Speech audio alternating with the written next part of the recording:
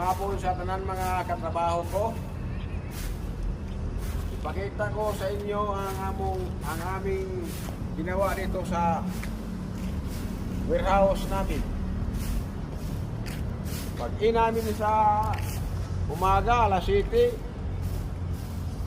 hindi pa nag-umpisa yung oras para trabaho. Nandito kami, tanim kami ng mga gulay. May farm kami dito. Oto. Pag oras ng trabaho, iwanan namin ito. Pagkatapos, pagka alas 5, out na kami. Bago kami uwi ng bahay, dito na kami sa mga mga tanim namin.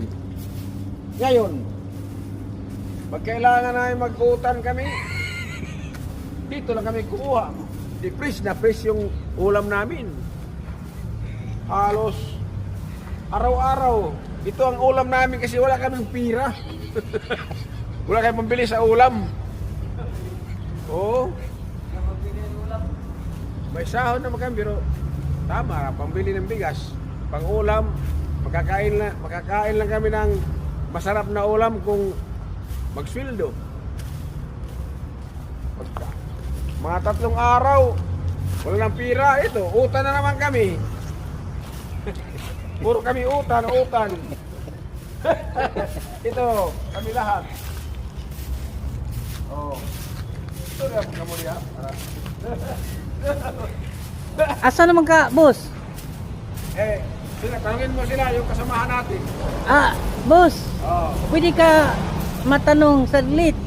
Ano bang ginagawa mo dyan? Para ko yung para may tataniman ako ng mga gulay, alagbate at kayong mga sinangkong, mga iba pang mga taniman. Anong klaseng tanim ba yan? Yung makakain? Gulay lang, saka Boss, para lagyan namin ng tinapa. ikaw, anong masasabi mo? Sabi mo, Yung bituka mo, may may uod na? Sa kakain ng gulay? totoo lang. Araw-araw kami kain ng gulay rito. Siguro,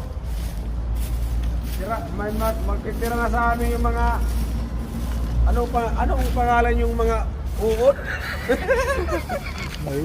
Tira na sa tiyan namin. Kasi puro ang laman ng tiyan, puro lang